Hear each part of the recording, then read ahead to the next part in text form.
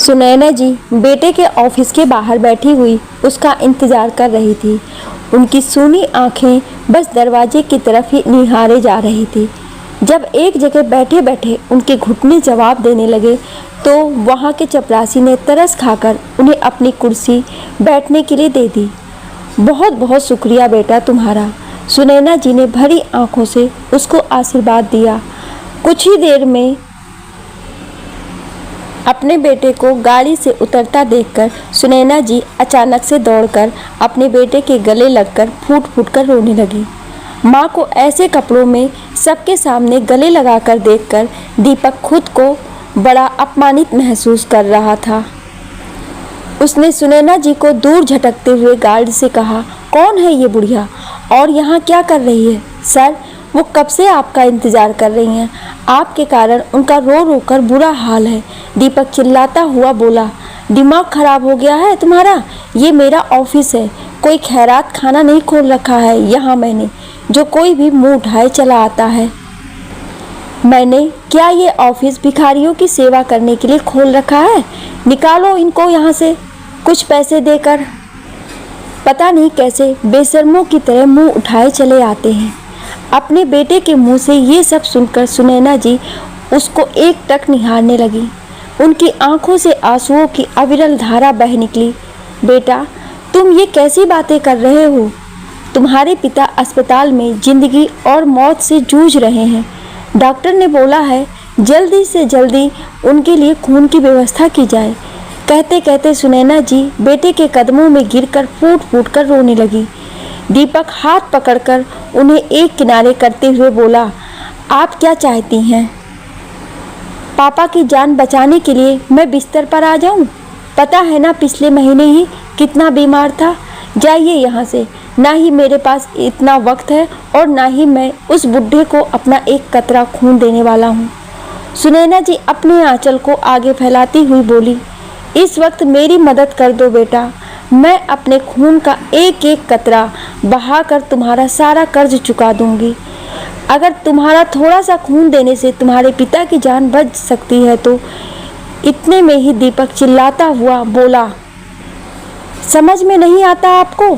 भिखारी की तरह पीछे ही पड़ी हैं।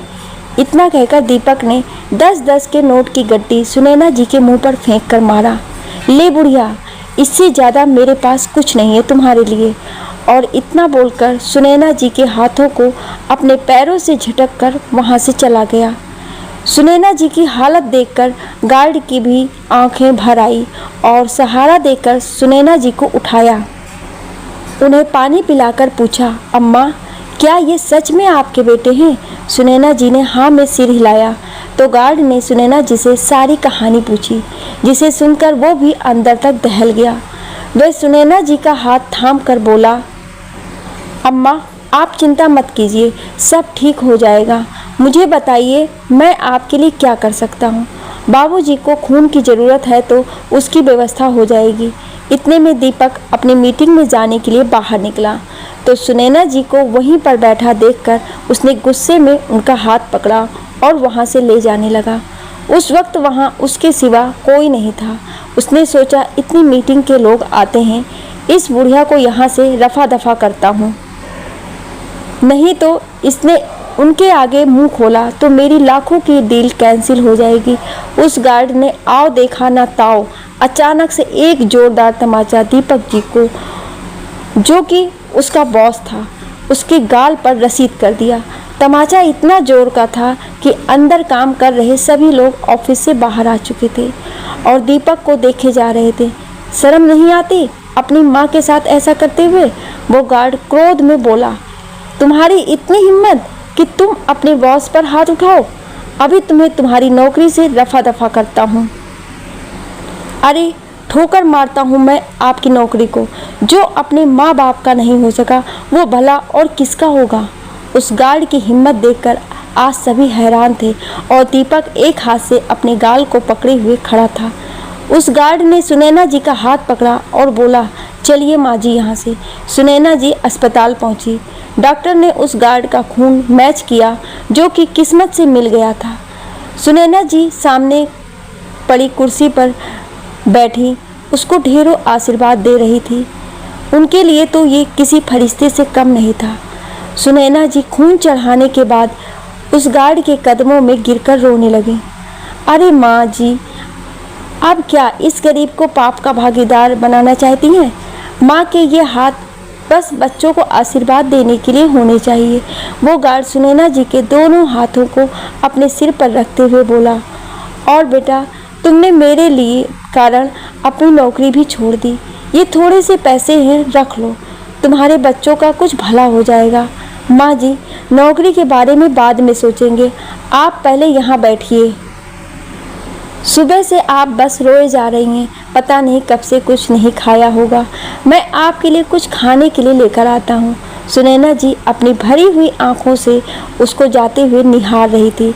एक अनजान होकर भी उसने पुरुषोत्तम जी की जान बचाई, और दूसरी तरफ उनके सगे बेटे ने उन्हें भिखारिन बताकर उनकी ममता का इतना अपमान किया।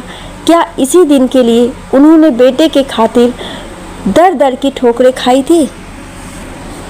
दिन रात एक करके पुरुषोत्तम जी ने बेटे को पढ़ाने के लिए विदेश भेजा था, ताकि वो अपने सारे सपने पूरे कर सके। बेटा नौकरी में सेटल हो गया तो सुनैना जी बड़े प्यार से राशि को अपने घर की बहू बनाकर लाई थी। सोचते हुए वो बीते दिनों में खोती चली गई। बहू, अब ये घर, इसकी सारी जिम्मेदारी अब तुम्हारी।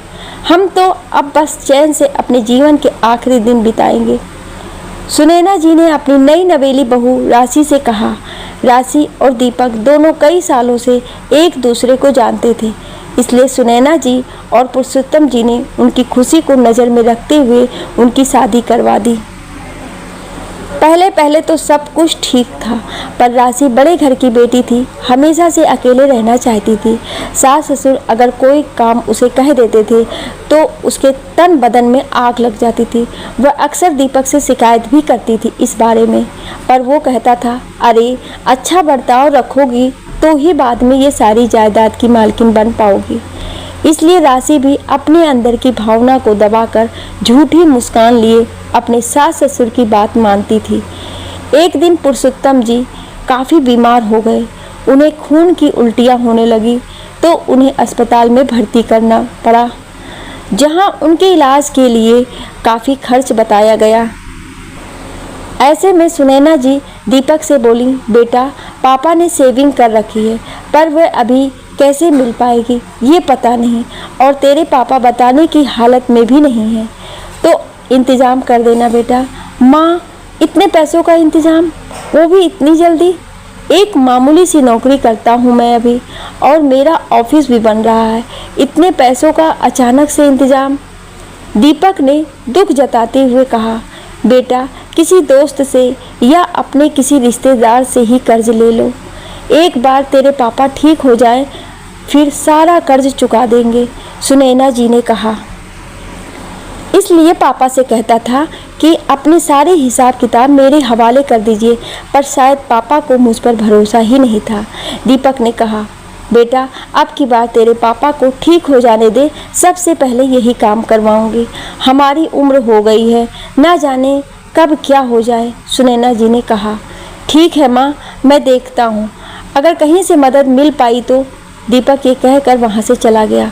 फिर थोड़ी देर के बाद दीपक सुनैना जी से आकर बोला, माँ पैसों का इंतज़ाम हो गया है, पर उसे 1 महीने के अंदर ही लौटाने होंगे, वरना मेरी बात की कोई इज्जत नहीं रह जाएगी।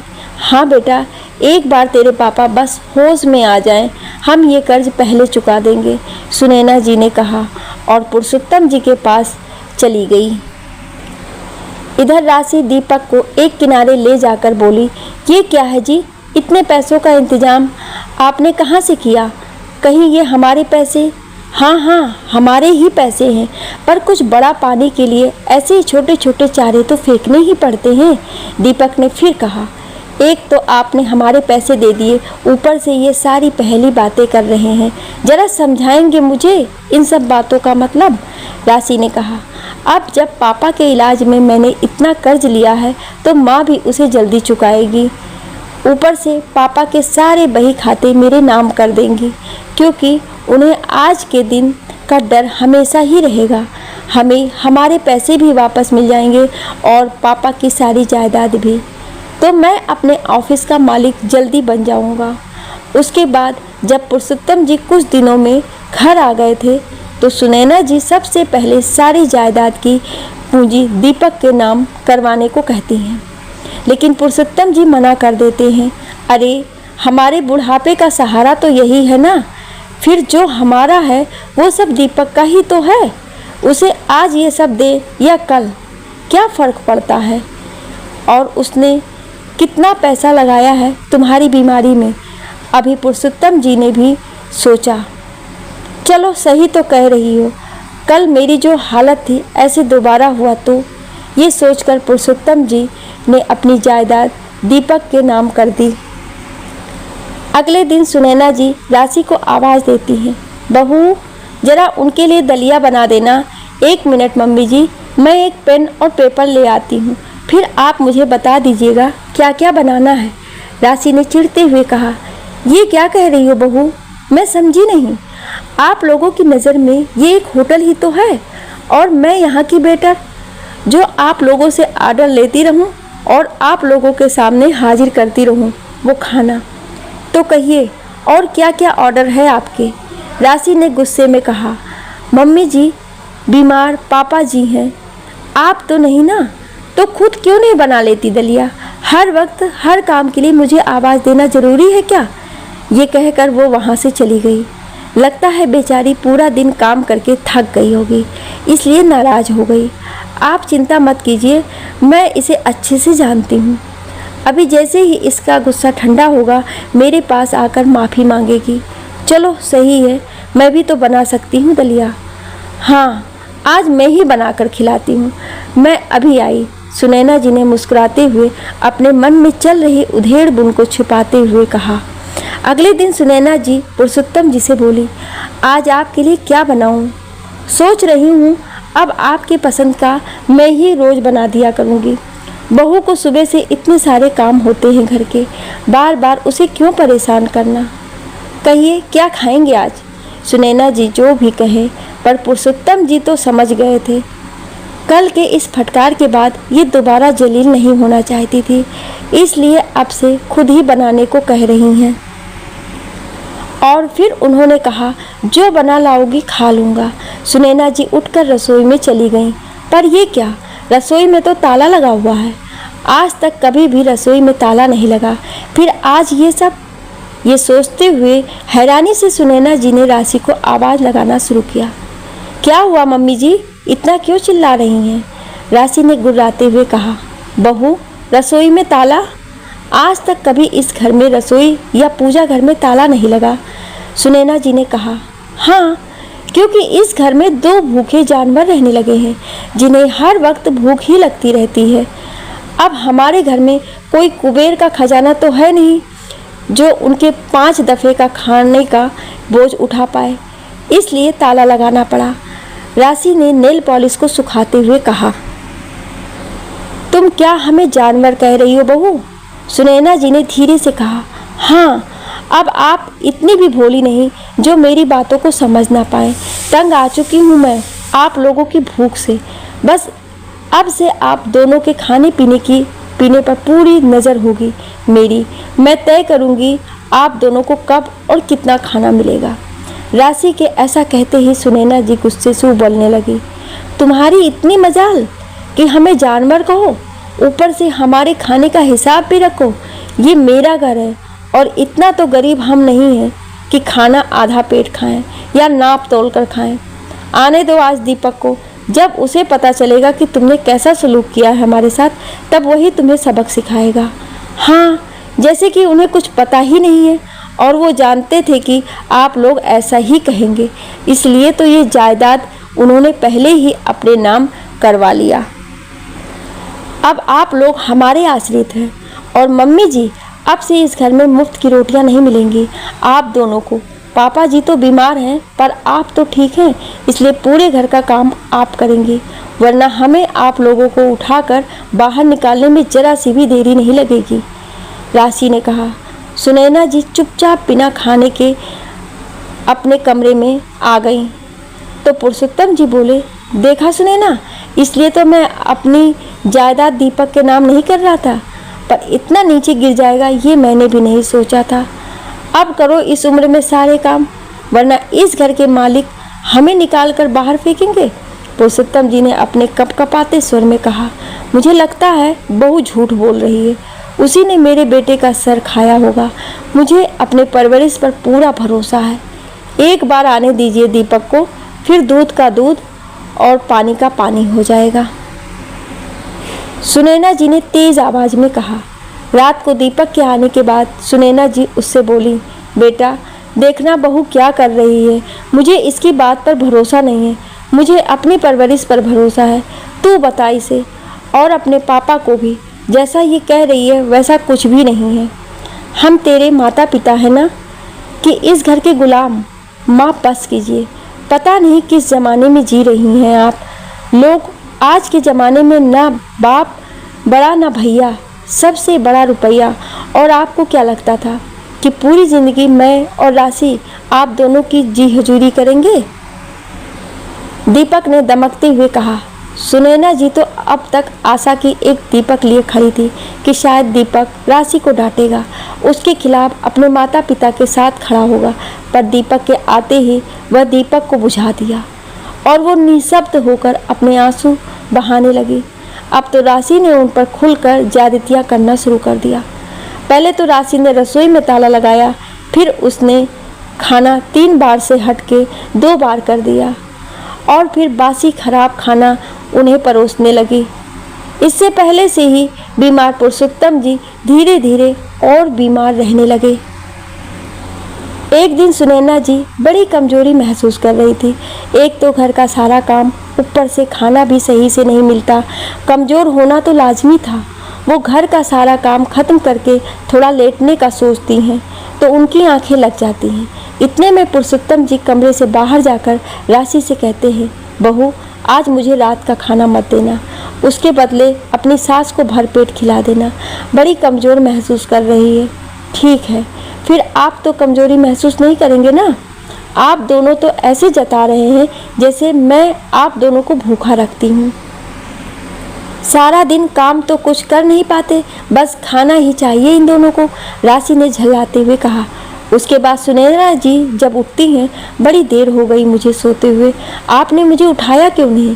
सुनैना जी ने कहा, तुम इतने आराम से सो रही थी कि उठाने का मन ही नहीं किया और मैं खाना खाने चला गया। अब तुम भी जाकर खा लो। पुरुषोत्तम जी ने कहा, आपने खाना खा लिया? चलो अच्छा है, आपको समय से खाना भी चाहिए। अच्छा ये बताइए क्या बनाया है बहू ने? मतलब फिर से बासी खाना ही तो नहीं दिया ना? सुनैना जी ने कहा। अरे सुनैना, तुम बहुत सवाल करती हो, जाकर खा लो, जो भी है, जिंदा ही तो रहना है, स्वाद तो कब का भूल चुके हैं।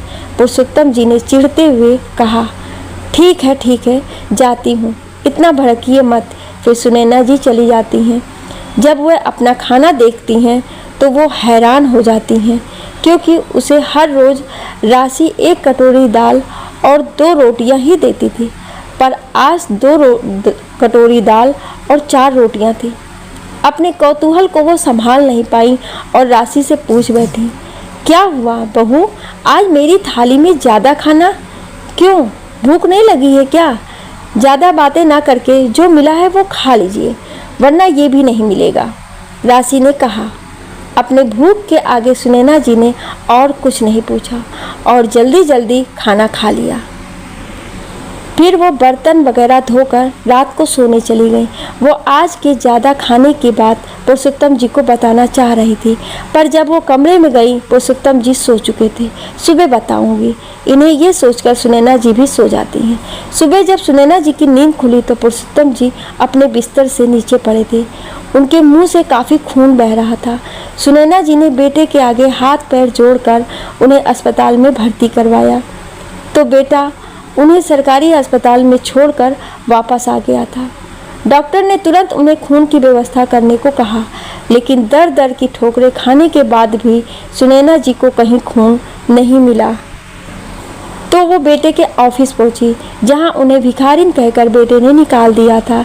इतने में माँ जी कुछ खा लीजिए, उस गार्ड ने सुनैना जी की तरफ कुछ चाय देते हुए कहा, लेकिन उससे पहले ही डॉक्टर बाहर आकर बोले, माफ़ करना, हम पुरुषोत्तम जी को देर होने की वजह से नहीं बचा पाए।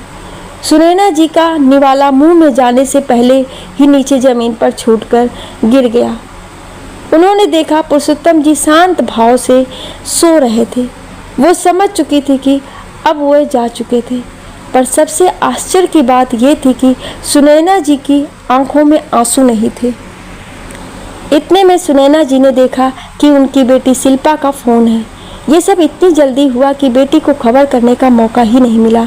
1 घंटे के अंदर उनकी पूरी दुनिया खत्म हो चुकी थी। सुनैना जी ने फोन उठाते हुए कहा, बेटा तेरे पापा को शांति मिल गई। चलो अच्छा हुआ मेरे से पहले चले गए, वरना अकेले रहते तो मैं जाने के बाद भी चैन नहीं पाती। हेलो मम्मी, ये क्या कह रही हैं आप?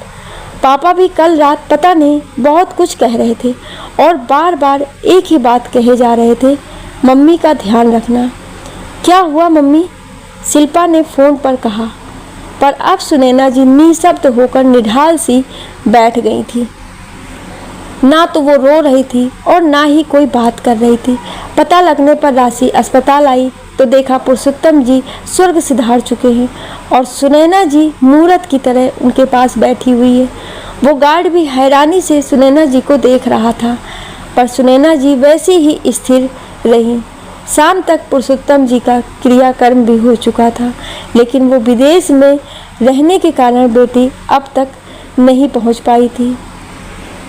उस गार्ड ने सुनैना जी को सहानुभूति दी और नम आंखों से शाम को अपने घर लौटाया। सुनैना जी तो पुरुषोत्तम जी के बिना पत्थर सी बनकर रह गई थी। अगले दिन राशि बोली, सुनिए जी, कल शिल्पा आ रही है, पता नहीं वो क्या करेगी। जब उसे सब कुछ पता चलेगा कि हमारे कारण बाबूजी की जान चली गई तो? राशि ने डरते हुए दीपक से कहा। और कौन बताएगा उसे ये? मूरत बनी मेरी माँ, दीपक ने कहा। मैं तो हैरान हूँ, मम्मी जी ने शिल्पा को फ़ोन करके अब तक क्यों नहीं कहा? और क्या पता कह भी दिया हो, राशि ने कहा। क्या तुम शिल्पा को नहीं जानती? अगर उसे इन सब के बारे में पहले पता होता तो वो कब का यहाँ आग धमकती, दीपक ने कहा।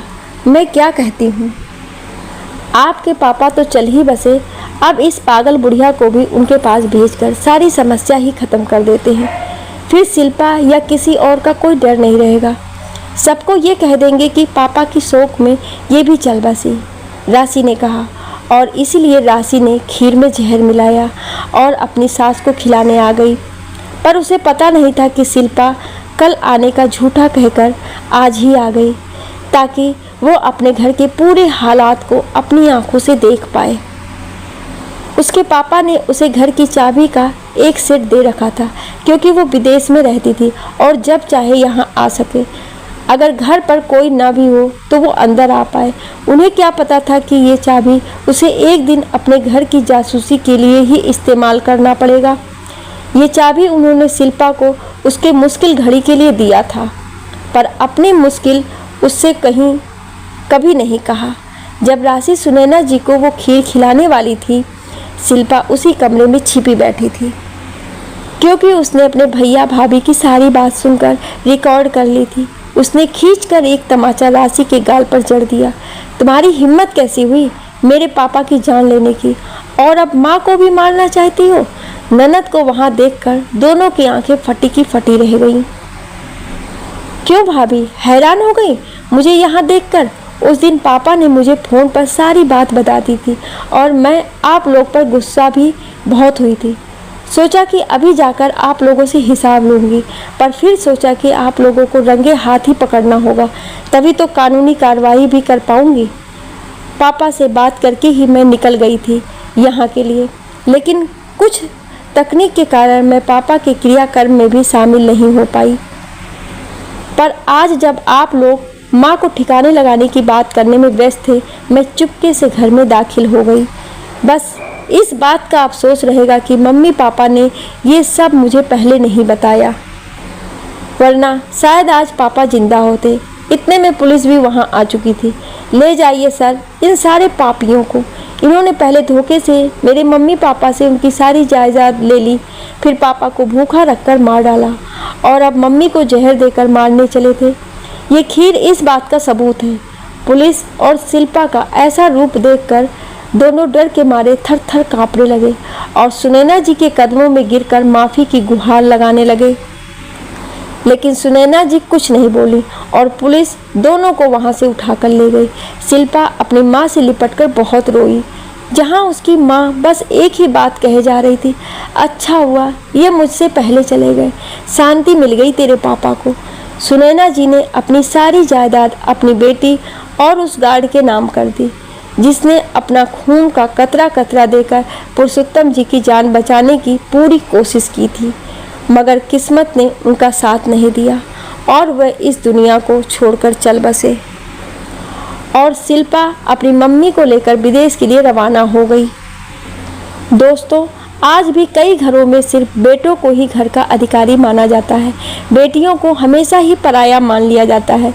जब पुरुषोत्तम जी ने अपनी सारी जायदाद दीपक के नाम कर दी, शायद इसी ग्लानि से वे फिर शिल्पा को कभी फ़ोन नहीं कर पाए। अपने बेटे के दिए हुए कष्टों को चुपचाप झेलते रहे, पर उन्हें ये समझना चाहिए था कि चाहे वो जायदाद बेटी को दे या ना दें, बेटी फिर भी उनके साथ देगी, उनकी सहायता करेगी, उनके कष्ट में तो उन्हें ज़रूर समझेगी। हम ये नहीं कहते कि हर बेटा ऐसा ही होता है, पर कहीं कहीं दीपक जैसे बेटे भी होते हैं। आपको ये कहानी कैसी लगी, अपनी राय हमें कमेंट द्वारा ज़रूर बताएं और ऐसी ही कहानियाँ सुनने के लिए हमें सब्सक्राइब ज़रूर करें। Thank you.